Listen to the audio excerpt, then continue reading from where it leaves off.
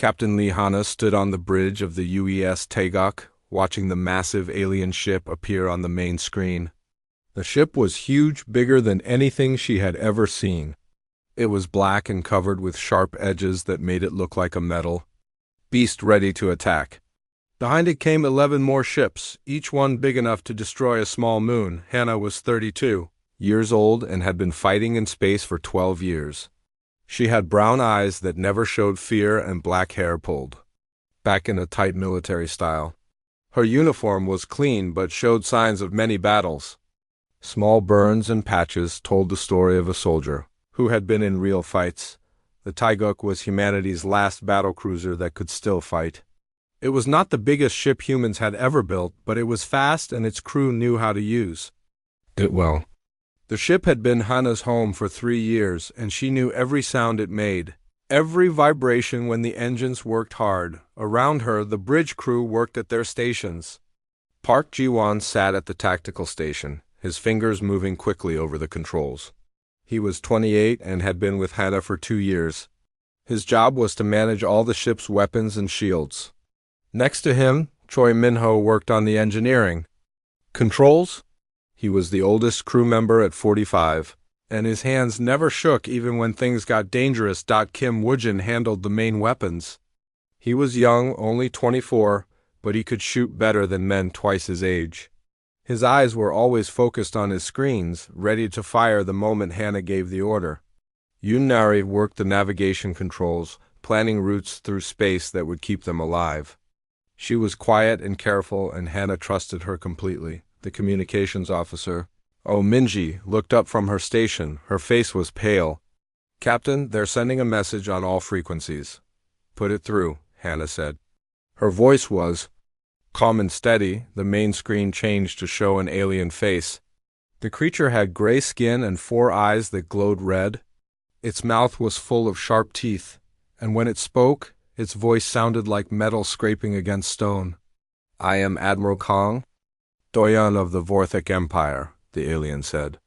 You command the last human military ship in this sector. Your species has fought us across 17 worlds. Each time you have lost.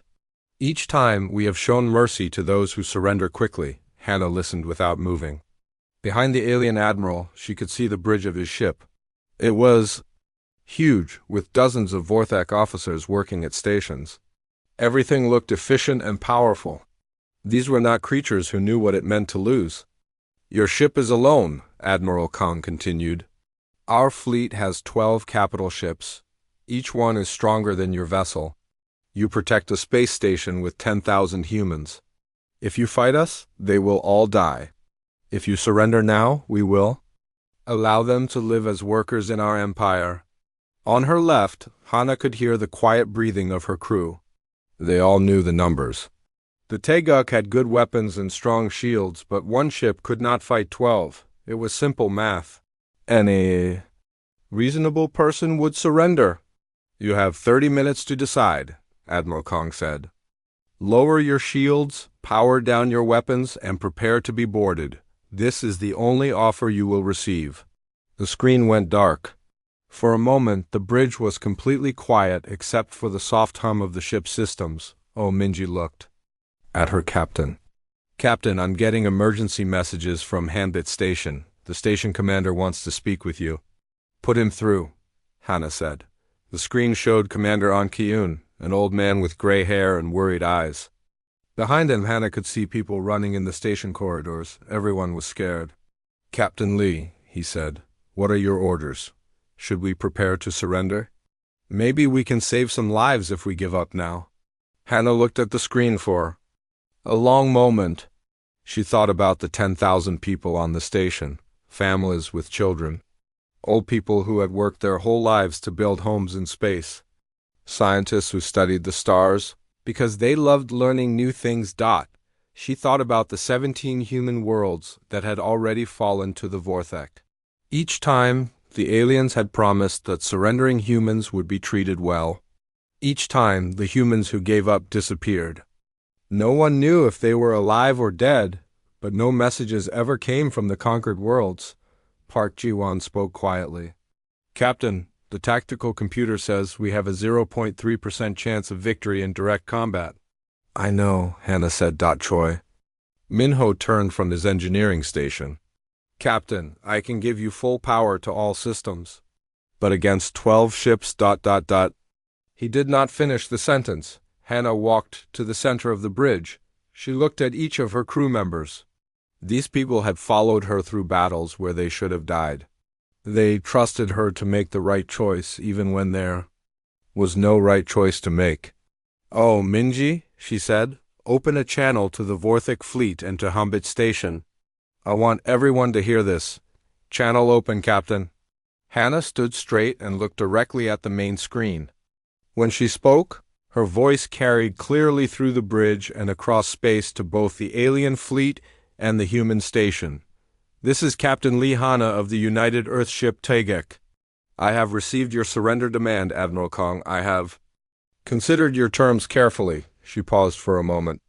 In that silence, she could almost hear 10,000 people holding their breath. We do not surrender. The words hung in the air like a challenge thrown down before the universe itself. On the bridge, her crew sat up straighter. Through the communications channel, she could hear surprised voices from the station. Repeat your message, human ship, came Admiral Kong's voice. He sounded confused. Our translation systems may have made an error. Hannah smiled, but it was not a happy smile. It was the smile of someone who had made a choice that could not be changed. No error, Admiral. We do not surrender. We will fight. You cannot win, Admiral Kong said. His voice showed the first hint of something that might have been surprise. Your ship is alone, your people will die, maybe, Hannah said. But they will die as free humans, not as slaves to your empire. And Admiral, you should know something about humans. We are very good at doing things that should be impossible. She turned to Park Ji-won. Battle stations. All hands prepare for combat. Red lights began flashing throughout the ship. The soft hum of normal operations changed to the deeper sound of a warship preparing to fight. Weapons powered up. Shields strengthened. Every system that could help them survive the next hour came online. Minji closed the communication channel. The bridge fell silent except for the sounds of preparation. Nare looked up from her navigation controls. Captain, where do you want to go? Hannah looked at the main screen, where 12 alien ships waited in perfect formation. They looked confident and sure of their victory.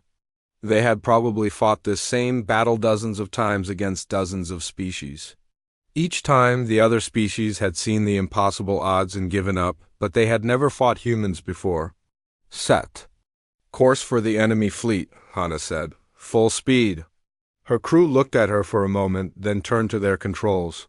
If their captain wanted to fly straight into the heart of an enemy fleet that could destroy them in seconds, then that was what they would do. The Taeguk turned toward the Vorthic ships and began to accelerate. Behind them, Hambit Station grew smaller. Ahead of them, 12 alien ships grew larger. Admiral Kong's voice came through the communications one more time. This is madness, human. You fly to your death? Hannah did not answer. She was too busy planning how to make the impossible happen.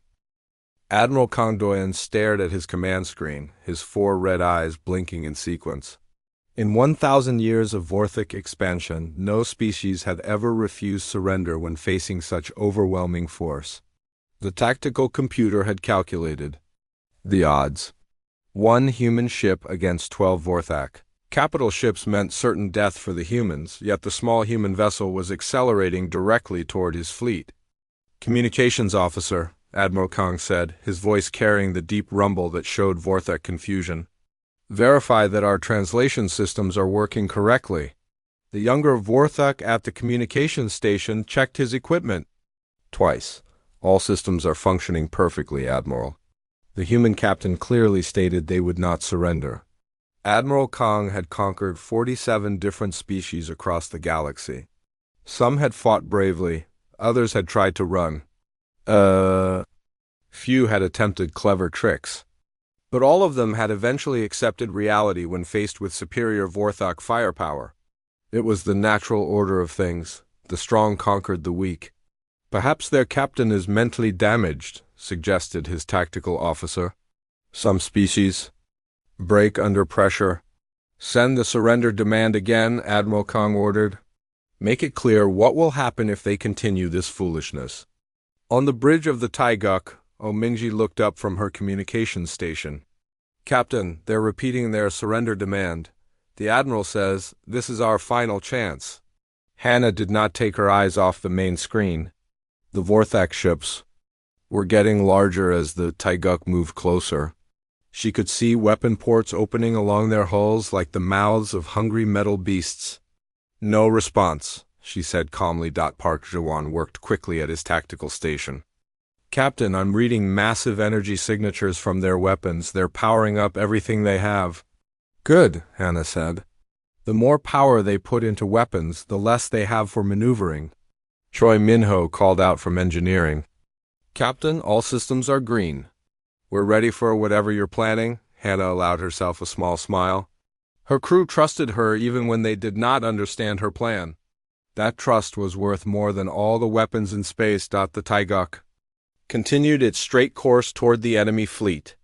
To anyone watching, it looked like a suicide charge. One small ship flying directly into the guns of 12 larger vessels could only end one way, but Hannah was not planning to fight 12 ships in open space. That would be suicide. Instead, she was leading the Vorthak fleet exactly where she wanted them to go. Yunari, she said, when I give the signal, I want you to change course. Take us into the asteroid field. A navigator's hands moved over her controls, plotting new routes. Yes, Captain, course laid in. The asteroid field around Hambit Station stretched for millions of kilometers.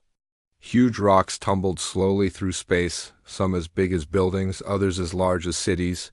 Most ship captains avoided asteroid fields because they were dangerous. Too many rocks moving in unpredictable patterns, but Hannah had been patrolling this area for 3 years. She knew every large asteroid, every safe path, every dangerous zone. The field was not an obstacle to her. It was home territory. Admiral Kong watched the human ship approach. At the current speed, the vessels would meet in 8 minutes. He planned to destroy the human ship with one massive attack from all 12 ships. It would be quick and final. Admiral, his sensor officer reported, the human ship is changing course. They are moving toward the asteroid field. They think to hide among the rocks, Admiral Kong said. Follow them. We will dig them out and destroy them. The massive Vorthak ships began to turn, following the much smaller Taiguk into the asteroid field. Their movements were slow and careful. Vorthak ships were built for power, not speed. They relied on heavy armor and overwhelming firepower to win battles. Hannah felt the Taiguk respond to Yunari's piloting as they entered the asteroid field. The ship moved like a dancer, slipping between rocks that would have crushed a larger vessel. Behind them, the Vorthak fleet followed more slowly, their big ships having trouble with the tight spaces. Kim Woojin, Hannah said, power up the main weapons, but keep them on standby. I don't want to give away our position yet. The weapons. Officer nodded. Weapons ready, Captain. Choi Minho, give me everything the engines have. We're going to need speed. Engines at maximum safe power, Minho reported. I can give you more if you need it, but it will be dangerous. Save the dangerous power for when we really need it, Hannah said. The Taiguk dove deeper into the asteroid field, weaving between rocks the size of mountains. The ship's sensors painted a picture of the Vorthak fleet spread out behind them, trying to keep up. The alien ships were having trouble staying in formation among all the floating rocks. Perfect. Oh, Minji, Hannah said, patch me through to Hambit Station. Private channel. The communications officer worked for a moment. Channel open, Captain. Han Sujin, are you ready? Hannah asked. The voice that answered belonged to the station's defensive coordinator. All systems are active, Captain. Just tell us when. Hannah smiled. The Vorthak thought they were chasing one desperate human ship through an asteroid field. They had no idea what was really waiting for them. The first Vorthak destroyer pushed deeper into the field, trying to get a clear shot at the Taiguk. Its captain was young and eager to be the one who destroyed the human ship. He ordered his vessel forward. Squeezing between two large asteroids, the explosion lit up space like a small sun. The Vorthek destroyer disappeared in a ball of fire and metal. Pieces of the ship bounced off nearby asteroids, creating a shower of debris that damaged two other Vorthek vessels. On his command ship, Admiral Kong stared at the tactical display in shock. "What happened? Report." "The destroyer hit a mine, Admiral," his tactical officer said. "A very powerful mine hidden inside one of the asteroids." Admiral Kong's eyes glowed brighter. "The humans prepared this field. They knew we would follow them here." He was beginning to understand that this was not a desperate escape. This was a trap. The human captain had not flown into the asteroid field to hide. She had led his fleet here on purpose. The Taiguk continued its dance among the rocks, always staying just out of range of the Vorthek weapons. Hannah watched her tactical display as the enemy ships spread out, trying to surround her. They were moving exactly as she had hoped they would. "Park G1," she said. "Target the cruiser on our starboard side. Single torpedo aimed at their engine section. Target locked, Captain. Fire." The torpedo shot out from the Taiguk and curved around a large asteroid. The Vorthek cruiser tried to turn away, but it was too slow. The torpedo hit its engine section and caused a chain reaction that crippled the ship. 2 Vorthek ships down. 10 to go. They're getting angry, Ominji reported, listening to enemy communications. "They're calling for all ships to focus fire on our position." "Let them try." Hannah said, "Yunari, take us through the canyon run." The navigator's eyes widened. The canyon run was a narrow passage between 3 massive asteroids. It was barely wide enough for the Taiguk, and one small mistake would smash them against solid rock. But it would also force the Vorthek ships to come at them one at a time. The Taiguk shot into the narrow passage like an arrow. Behind them, the Vorthek fleet tried to follow, but their ships were too big. Only 2 could enter the passage, and they had to move slowly to avoid hitting the walls. "Kim Woojin," Hannah said, "when the first ship comes through, hit them with everything we have." "Ready, Captain." The first Vorthak ship pushed into the passage, its weapons charged and ready to fire. But before it could shoot, the Taiguk hit it, with plasma cannons, railguns, and missiles all at once. The alien ship's shields flashed and failed. Its hull split open like a cracked egg. 3 ships down. Admiral Kong realized he was fighting an enemy unlike any he had ever faced, the human captain was not just refusing to surrender, she was winning. The asteroid field around Hambit Station looked natural to most observers. Huge rocks floating in space, tumbling slowly in their ancient dance around the system's star. But Admiral Kong was beginning to see the truth. This was not a random collection of space debris. This was a weapon. "Sensor report," he demanded from his tactical officer. "Admiral, we are detecting artificial structures hidden inside 17 different asteroids. The humans have been preparing this field for months, possibly years." Admiral Kong's 4 eyes focused on the tactical display. Red dots marked the locations of hidden human installations throughout the field. Weapon platforms, sensor arrays, and communication relays were built into asteroids that looked completely natural from the outside.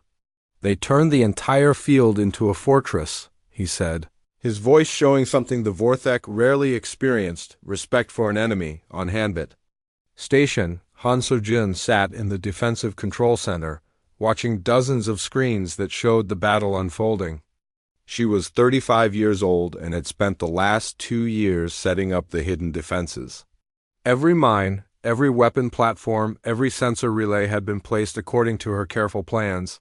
Platform 7, target the Vorthek heavy cruiser. Moving through Sector 12, she said into her headset. Deep inside an asteroid that looked like any other, automated systems came online. A section of rock slid away to reveal a powerful plasma cannon. The weapon charged for 3 seconds, then fired a bolt of superheated energy that struck the Vorthek cruiser's shield generators. The alien ship's shields flickered and failed. Before the crew could restore power, a second hidden platform opened fire from a different asteroid. The cruiser's hull cracked open and atmosphere began streaming out into space. 4 Vorthic ships destroyed. 8 remaining, Admiral Kong realized. He was fighting an enemy that thought differently from any species his empire had conquered. Other races built their defenses in predictable places. Space stations, orbital platforms, and defensive fleets that could be seen and targeted.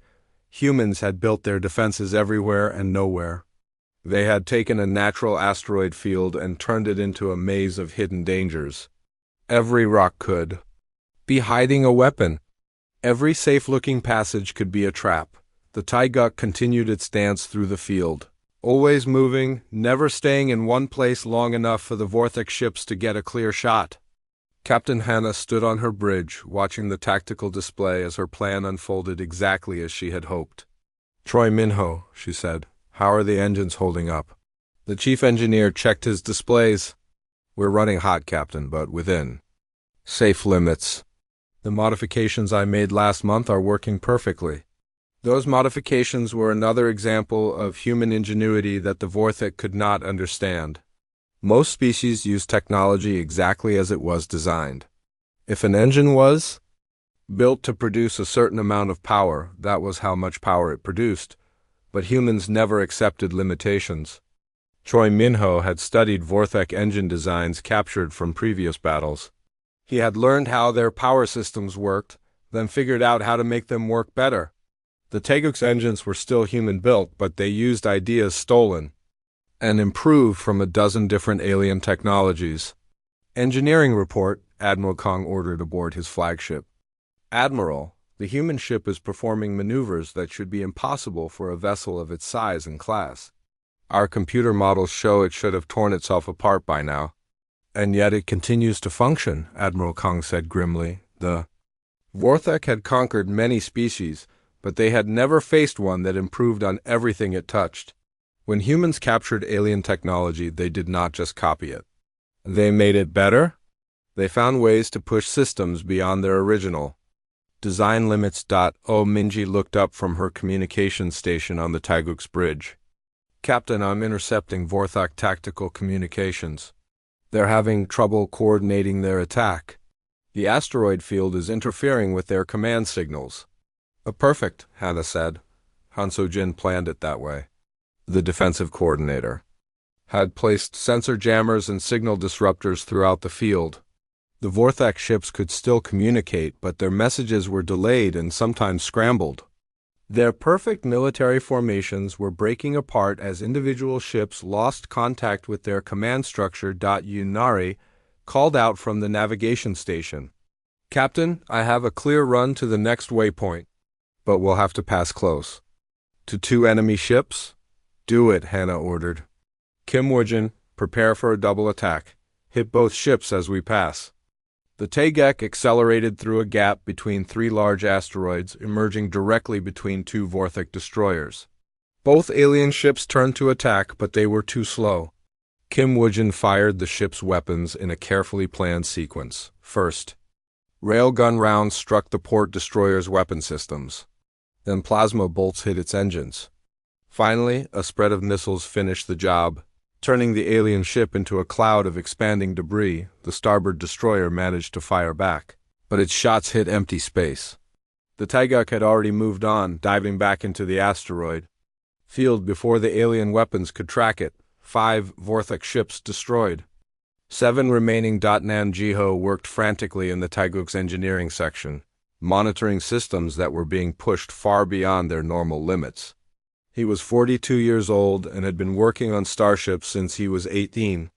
He had never seen modifications like the ones Troy Minho had made to their engines and weapons. The plasma cannons should have overheated after the first few shots. Instead, they were using a cooling system adapted from Zalonian ice miners. The shields should have failed under repeated impacts. Instead, they were running on power converters improved with Krathri crystal technology. Every system on the ship was a mixture of human engineering and alien ideas that had been taken apart, understood, and rebuilt to work better than ever before. It was typical human behavior. They never accepted that something could not be improved. Admiral Kong watched another of his ships take damage from a hidden weapon platform. His fleet was being picked apart by an enemy that refused to fight fair. The humans used the environment as a weapon. They hid their defenses where they could not be seen. They modified their technology in ways that seemed impossible. "Admiral," his communications officer reported, "we are receiving distress signals from the destroyer squadron. They request permission to withdraw from the asteroid field." Admiral Kong considered the request. His ships were designed for open space combat, where their superior firepower and heavy armor would ensure victory. In this maze of rocks and hidden weapons, those advantages meant nothing, but the Vorthic Empire did not retreat. In 1,000 years of expansion, they had never withdrawn from a battle against an inferior force. To do so now would show weakness. "To every species in the galaxy, negative," he replied. "All ships continue the attack." Captain Hannah stood on her bridge, watching the Vorthak fleet struggle with her carefully prepared battlefield. The aliens were powerful, and their ships were strong, but they were fighting on her terms now. Every asteroid, every hidden weapon, every sensor relay was part of a defense network that had been years in the making. "Park G1," she said. "What's our tactical status?" 5 enemy ships destroyed, 7 still operational. But Captain, 3 of the remaining ships are showing significant damage. They're losing engine power and weapon capability. And our status? Hull integrity at 92%, all weapons operational, engines running hot but stable. We're in good shape, Captain. Hannah nodded. The battle was going better than she had hoped, but it was far from over. The remaining Vorthok ships were learning to adapt to the asteroid field. They were moving more carefully now, watching for hidden dangers.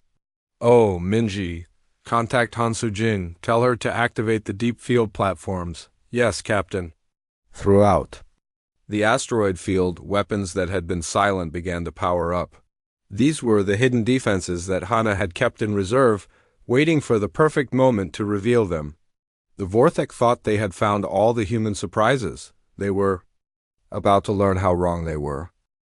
Dr. Shin Heok sat at his workstation in the Taiguk science section, listening carefully to intercepted Vorthek communications. As the ship's xenobiologist, he had spent years studying alien languages and cultures. What he was hearing now had never been recorded in any Vorthek transmission before. "Captain," he said through the ship's internal communication system, "you need to hear this." On the bridge, Hannah pressed the come button. "What is it, Doctor?" "The Vorthek are using words that don't exist in their military vocabulary. Our translation computers are having trouble because these concepts have never appeared in their communications before." Hannah frowned. "What kind of words?" "Words that mean uncertain and worried and confused, Captain. In 12 years of monitoring Vorthak communications, I have never heard them express doubt about anything. Their language doesn't even have proper words for these ideas." On the bridge, the crew exchanged glances. Park Ji-won looked up from his tactical station. "Are you saying we're scaring them?" "I'm saying we're making them feel emotions they've never had to deal with before," Dr. Shin replied. Admiral Kong stood on his command bridge, watching the tactical display with growing unease. Half of his fleet was gone. The remaining 7 ships were damaged and scattered throughout the asteroid field, unable to maintain proper formation, but the numbers were not what bothered him most. In 1,000 years of Vorthek expansion, his people had conquered 47 different species. Some had fought bravely, some had used clever tactics, some had even won individual battles, but none of them had ever made him feel what he was feeling now. The emotion did not have a name in his language, but if it did, the name would be fear. "Admiral," his tactical officer reported, "the humans have activated additional weapon platforms throughout the field. We are detecting at least 30 new targets." Admiral Kong studied the display. Red dots marked known human positions, but now there were dozens more appearing on his screens. The entire asteroid field was alive with hidden defenses that were just now revealing themselves. "How many weapons do they have hidden out there?" he asked. "Unknown, Admiral. Every time we think we have found them all, more appear. The Vorthak had built their empire on a simple principle: overwhelming force led to quick victory. They would arrive at a system with more ships than the enemy could handle. The enemy would see the hopeless odds and surrender. It was efficient and predictable, but humans seemed to think that hopeless odds were just the starting point of a battle. They did not look at 12 ships and see impossible opposition. They looked at 12 ships and started planning how to destroy all of them. Bei Sunho led a security team through the Taguk's corridors, heading toward the docking bay where they had brought Vorthak survivors from destroyed ships as the ship's security chief. It was his job to interrogate prisoners and gather intelligence. The Vorthak prisoners were unlike any aliens he had encountered before. Most captured enemies were either angry or afraid. These Vorthak soldiers seemed confused, as if they did not understand what had happened to them. "I want to know about your fleet tactics," Bei Sunho said to one of the prisoners through a translation device. The Vorthak soldier, whose name was roughly pronounced as Kelvik, looked at him with 4 red eyes that showed genuine puzzlement. "Fleet tactics? We use overwhelming force. We arrive with more ships than the enemy has. They surrender. It has always worked." "What happens when the enemy doesn't surrender?" Kelvik was quiet for a long moment. "That has never happened before. Not when the odds are this clear." Bei Sunho realized he was talking to a soldier from a species that had never really fought a war. The Vorthak had conquered many worlds, but they had never faced an enemy that refused to accept defeat. They knew how to destroy things, but they did not know how to fight things that fought back with intelligence and determination. "What do you know about human military tactics?" he asked. "Nothing," Kelvik admitted. "Our intelligence report said humans were a new species with limited technology. You were supposed to surrender after seeing our fleet." "We don't surrender," Bei Sunho said simply. Kelvik stared at him. "But you cannot win. Our remaining ships still outnumber yours. Watch and learn," Bei Sunho replied. Back on the bridge, Captain Hana was planning the next phase of her attack. The Vorthak fleet was scattered and confused, but they were still dangerous. 7 ships with heavy weapons could still destroy Hambit Station if they managed to break free of the asteroid field. "You Nari," she said, "plot a course that will take us behind their formation. I want to hit their command ship." "Course plotted, Captain. But we'll have to pass through the densest part of the field. One mistake, and we'll be crushed between the asteroids." "I trust your flying," Hannah said. "Take us in." The Taiguk began moving through passages so narrow that the ship's hull almost touched the asteroid walls.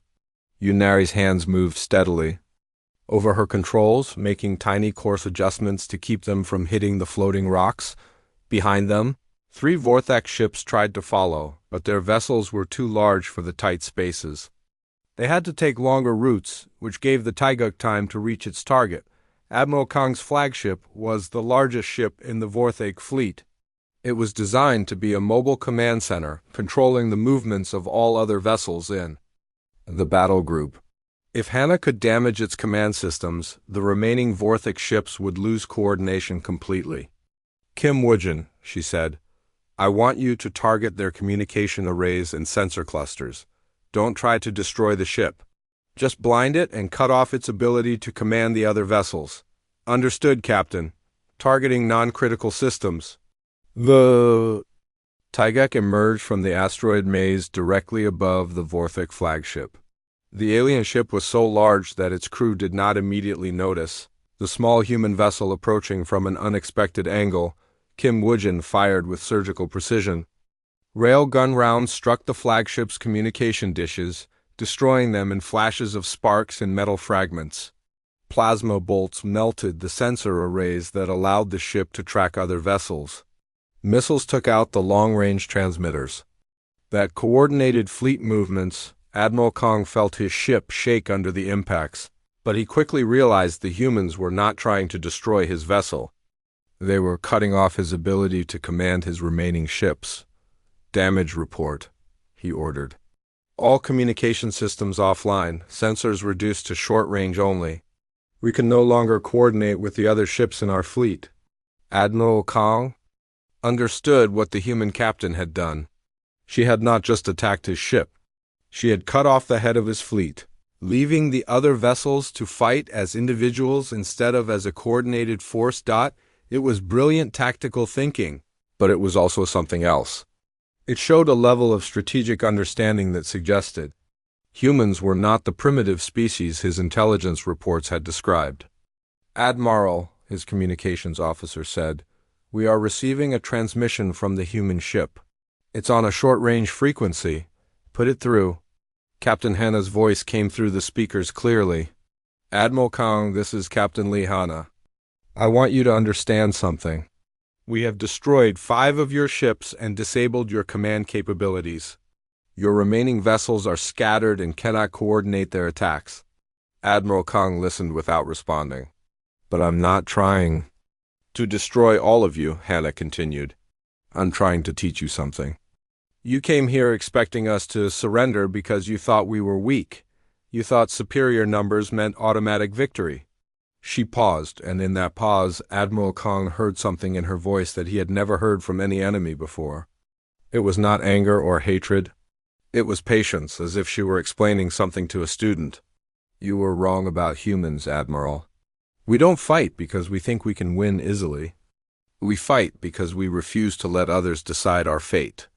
And when we fight, we use everything we have. Our intelligence, our creativity, our determination, and yes, our willingness to die for what we believe in." Admiral Kong realized that he was not just losing a battle. He was learning that everything his empire believed about conquest and surrender was wrong. Some species could not be conquered, not because they were stronger, but because they would never stop fighting. For the first time in his life, a Vorthic admiral understood what it meant to feel uncertain about the outcome of a battle. The long-range sensors on both the Taeguk and Admiral Kong's flagship detected the approaching ships at the same time. Bright dots appeared on the edge of the star system, moving fast toward the battle zone. The sensor signatures were too distant to identify, but both sides knew that reinforcements were coming. On the Taeguk's bridge, Minji worked frantically at her communications station. "Captain, I'm detecting multiple hyperspace exits at the system edge, at least 15 ships, possibly more." Admiral Kong received the same report from his own sensor officer. Despite his damaged communication systems, he felt a surge of relief. The Vorthak High Command must have sent additional ships to ensure victory. 15 fresh vessels would easily finish off the stubborn human defenders. "Signal the approaching fleet," he ordered. "Coordinate with them for a final assault on the human positions." But as the incoming ships moved closer, both sides began to receive clearer sensor readings. The approaching vessels were not Vorthak designs. They were human ships, and their identifying signals showed names that should have been impossible. "Captain," Minji said, her voice filled with disbelief, "I'm reading Yu's soul. UES Bizen, UES Inchin, and 12 other ships. But Captain, according to our records, all of those ships were destroyed in battles across the outer colonies." Hannah stared at the tactical display, watching the impossible fleet approach. Ships that had been reported destroyed in battles at Kepler Station, New Harmony, and a dozen other systems were flying toward them in perfect formation. The lead ship opened a communication channel. "This is Captain Ru Dongyun of the UES Seoul. To Captain Lee Hannah of the Taeguk. Sorry, we're late to the party." Hannah's eyes widened. She had known Dongyun for 8 years. They had served together on 3 different ships before taking separate commands. According to intelligence reports, his ship had been destroyed 6 months ago defending the Centauri colonies. "Dongyun, how are you alive? How are any of you alive?"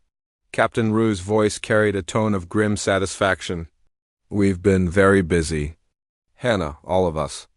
Playing dead is harder than you might think, but it was necessary for the plan to work." Admiral Kong listened to the human communications with growing alarm. His translation systems were working perfectly, but what he was hearing seemed impossible.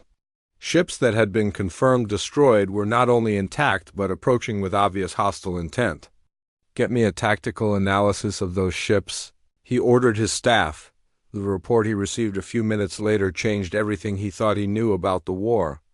Admiral, these are not new ships. Sensor analysis confirms they are the same vessels. We reported destroyed in previous battles, but they show signs of recent repairs and modifications. Some appear to have been upgraded with technology we don't recognize. Admiral Kang realized that the Vorthic Empire had been fighting a shadow war. Every battle they thought they had won, every human ship they thought they had destroyed, had been part of a larger deception. On the Soul's Bridge, Captain Ru Dongyun looked at his tactical display with satisfaction. 15 human ships in perfect formation, all supposedly destroyed, all very much alive and ready for battle. Behind him, his crew worked with the quiet efficiency of people who had been preparing for this moment for months. Communications, patch me through to all ships in the fleet. And make sure the Vorthak can hear this too. When the channel was open, he began to speak in a voice that carried across space to every human ship and every alien vessel in the system. This is Captain Ru Dongyun to all human forces and to the Vorthak fleet.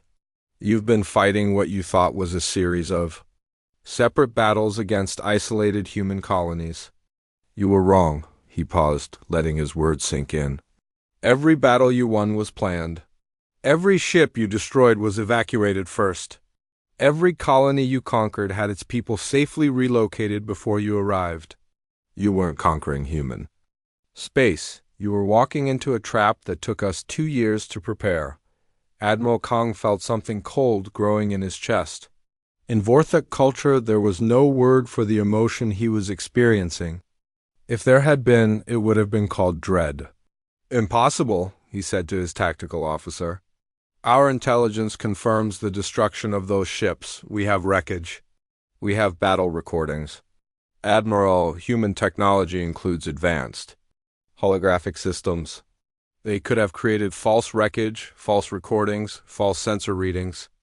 We may have been fighting simulations while their real ships escaped. The truth was even more complex than Admiral Kang imagined. Captain Hannah had been one of 12 human commanders involved in a desperate plan conceived by the Earth Defense Council.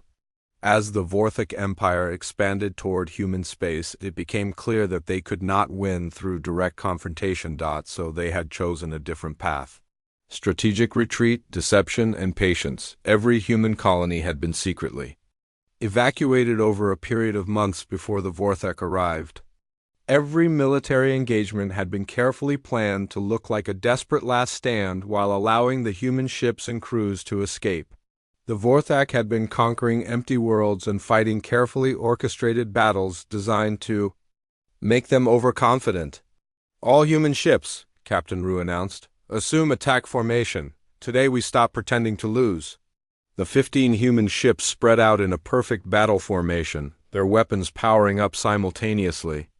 They had spent months planning this moment, studying Vorthak tactics, and preparing for the final confrontation, but there was more.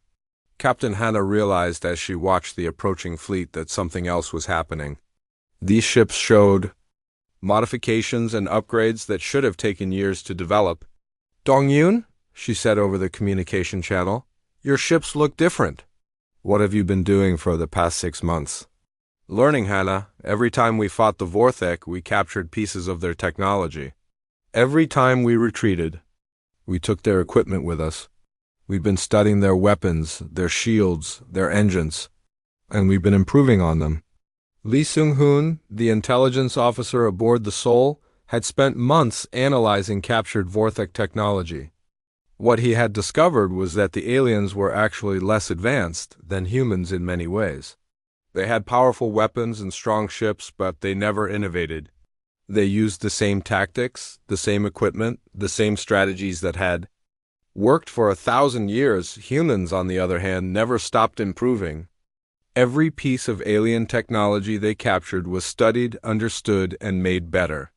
The human fleet approaching the battlefield was equipped with weapons that combined human creativity with Vorthak power systems, resulting in capabilities that exceeded both original designs. Admiral Kang watched his tactical display as the human fleet took positions around his scattered forces. He had started this battle with 12 ships against 1. Now he had 7 damaged vessels facing 16 human ships, all of which appeared to be equipped with hybrid technology that his computers could not properly analyze. "Admiral," his communications officer reported, "we are receiving surrender demands from multiple human ships." The irony was not lost on Admiral Kong. He had begun this engagement by demanding human surrender. Now the roles were completely reversed. Captain Hannah's voice came through the communication system, calm and steady as always. "Admiral Kong, you are surrounded. Your ships are damaged and outnumbered. Your communication systems are offline, and your fleet cannot coordinate effectively." She paused, and when she spoke again, her voice carried the weight of absolute certainty. "I'm going to give you the same 30 minutes you gave me. But I want you to understand something. This isn't just about one battle in one star system. This is about showing the galaxy that the Vorthic Empire can be defeated, that your 1,000-year expansion can be stopped." Admiral Kong realized that he was facing more than a military defeat. He was confronting the end of everything his empire had believed about their place in the galaxy. The hunter had become the hunted. The conqueror was about to be conquered. And for the first time in Vorthak history, one of their admirals was seriously considering surrender. Admiral Kang Doyon stood motionless on his command bridge, staring at the tactical display that showed his impossible situation. 7 damaged Vorthak ships surrounded by 16 human vessels. The mathematics were simple and brutal. His fleet could not win this battle, but mathematics had never been the problem. The real problem was that nothing in Vorthak culture, history, or military doctrine prepared him for this moment. In 1,000 years of expansion, no Vorthak admiral had ever faced the possibility of surrender. "Admiral," his tactical officer said quietly, "the humans are powering up all weapons. They appear to be preparing for a coordinated attack." Kang looked at his subordinate, seeing his own confusion reflected in the younger Vorthic's eyes. They had been trained to conquer, to demand surrender, to show the galaxy that Vorthic power was absolute. But they had never been trained to lose. "Communication status?" he asked. "Short range only, Admiral. We can speak to the human ships, but we cannot contact the Empire for instructions." That was perhaps the worst part. Kong was completely alone in making a decision that could change the course of Vorthak history. He could not ask his superiors what to do because he could not reach them. He had only his own judgment, and his judgment was telling him something. That felt like betrayal of everything he had ever believed. On the Sol, Captain Ru Dongyun watched the Vorthik fleet through his ship's main viewer. The alien vessels hung in space like wounded animals, their formations broken, their movements uncertain. It was strange to see the mighty Vorthik Empire looking so vulnerable. "Captain," his communications officer reported, "we're receiving a transmission from the Vorthak flagship. Admiral Kong is requesting a private channel." "Granted," Ru said. "Let's hear what he has to say." The screen showed Admiral Kong's face, his 4 red eyes showing emotions that Vorthak features had never been designed to express. When he spoke, his voice carried a heaviness that seemed to surprise even him. "Captain Ru Dongyun, I request information about your terms." The simple sentence hung in space between them like a bridge across an impossible gap. For the first time in recorded history, a Vorthik admiral was asking about surrender terms. Lee Seung-hoon, the intelligence officer aboard the Sol, quickly activated recording systems to capture this historic moment.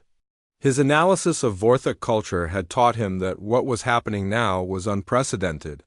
The rigid social structure of the Vorthik Empire had no procedures for this situation. "Admiral Kong," Captain Ru replied, "our terms are simple. Complete withdrawal of all Vorthik forces from human space, reparations for the colonies you attacked, and a non-aggression treaty that guarantees you will never again threaten human worlds." Admiral Kong listened to the terms with something approaching relief. He had expected demands for his complete surrender, possibly his execution. Instead, the humans were offering him a way to end this disaster with his ships and crews intact, but there was a larger problem. Even if he agreed to these terms, he would have to explain to the Vorthak High Command why he had surrendered a superior force to an inferior enemy. Such a conversation had never occurred in Vorthik history because such a situation had never existed. Captain Rue, he said slowly, you must understand that what you ask is unprecedented in our culture. The Vorthic Empire does not retreat. We do not negotiate. We do not acknowledge the military superiority of other species. Then this will be a learning experience for your empire, Captain Hana's voice cut into the conversation as the Taigak moved closer to the flagship. Admiral, you have 25 minutes remaining to make your decision. On Hambit Station, Commander An Kyun watched the confrontation through long-range sensors. The 10,000? Civilians on the station had spent the last few hours preparing for either rescue or death. Now, they were witnessing something that would be remembered for generations. Yungumbi, the chief medical officer aboard the Seoul, was preparing for a different kind of history.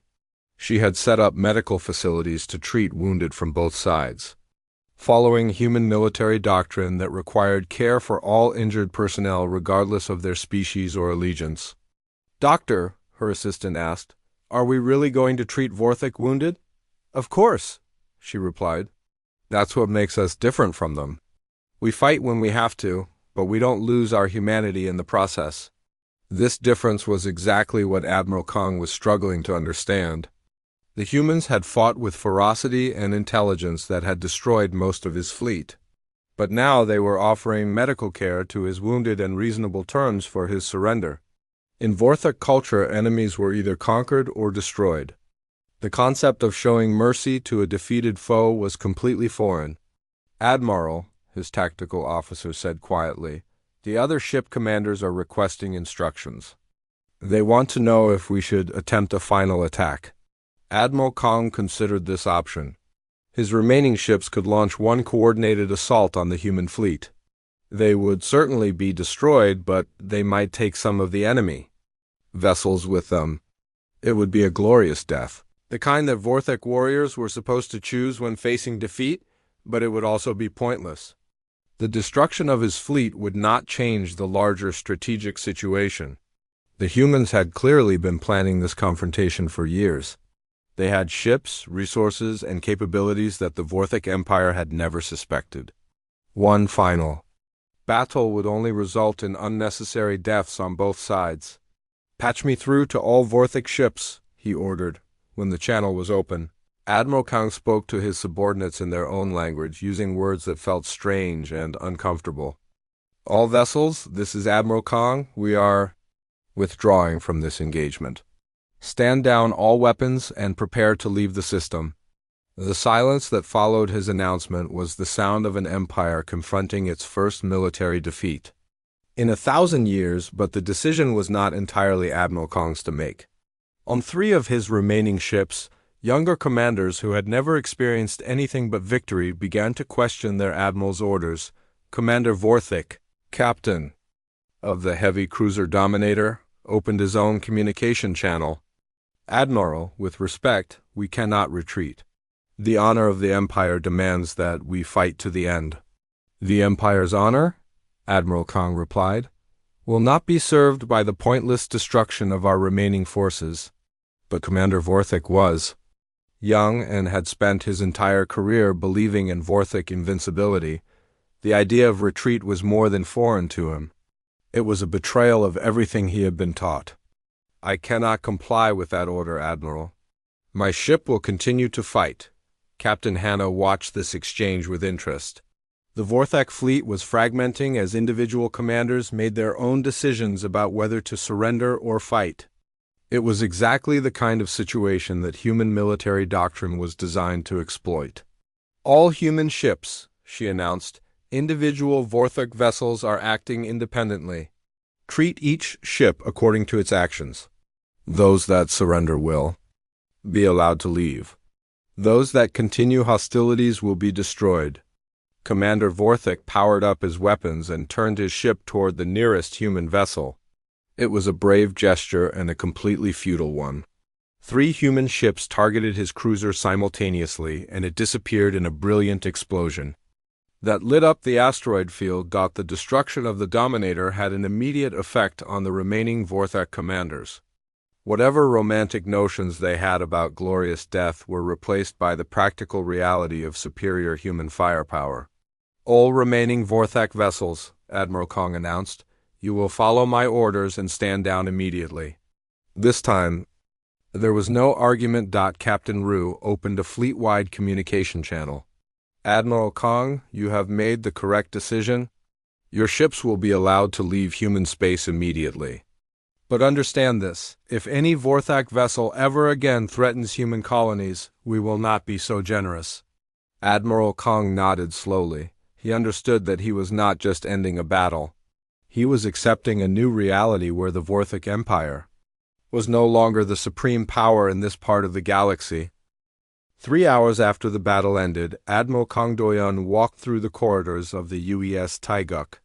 The human ship was smaller than his flagship, but everything about it impressed him. The walls were clean and functional. The crew moved with purpose and efficiency. There was no wasted space, no decoration that did not serve a practical purpose. Captain Lee Hana had invited him aboard for what she called a discussion about the future. In Vorthak culture, such meetings usually meant the victor would dictate terms to the defeated. But Admiral Kong was beginning to understand that humans did many things differently. He was escorted to the captain's ready room by 2 human security officers who treated him with respect rather than contempt. This also surprised him. In Vorthak society, defeated enemies were shown their weakness through harsh treatment.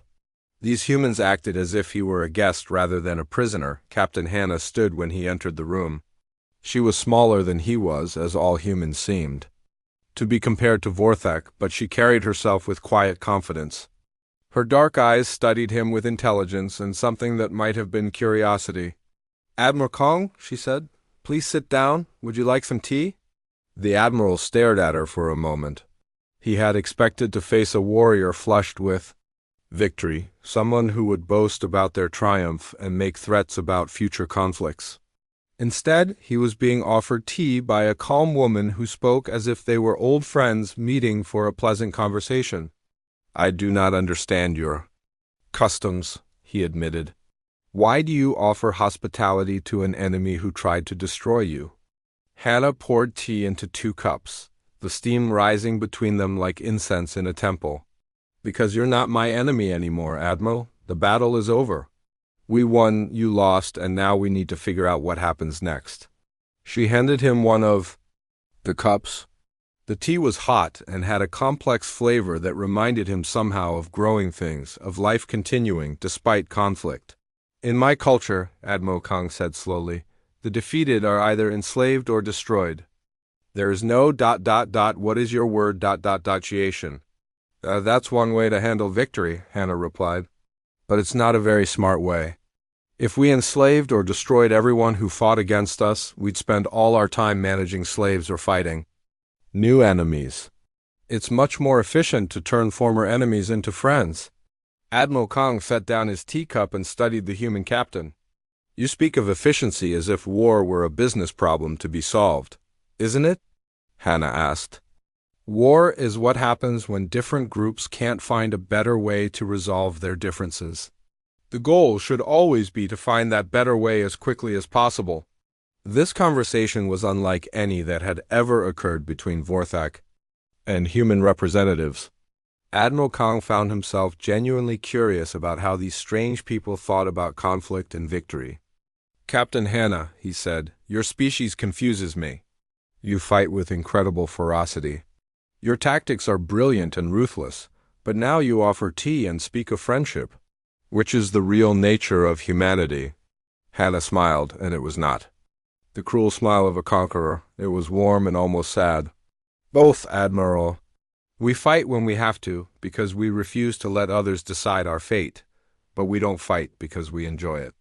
We fight because sometimes it's the only way to protect what we love." She stood and walked to a small window that looked out into space. The asteroid field still glittered with debris from the battle, but it also showed signs of recovery. Human rescue ships were already searching for survivors from both sides. "Admiral, can I tell you something about humans that your intelligence reports probably missed? Please. We are very good at doing impossible things, but only when we have no choice. When someone threatens our families, our homes, our freedom, we become capable of things that surprise even us. But when the threat is gone, we go back to being farmers and teachers and engineers who just want to live peaceful lives? Admiral Kang considered this. Then why did you spend years planning this deception? Why prepare such an elaborate trap? Because we knew that eventually someone like your empire would come for us. We're not the strongest species in the galaxy, Admiral. We're not the most advanced or the most numerous. But we're very good at surviving, and we learn from every encounter. She returned to her seat and picked up her teacup. We studied your empire's expansion pattern. We analyzed your tactics and your culture. We realized that you expected quick surrender from inferior forces. So we gave you what you expected while preparing for what we needed. And what did you need? Time to learn, time to prepare, and time to show the galaxy that the mighty Vorthic Empire could be defeated. Admiral Kang felt something that Vorthic language had no word for.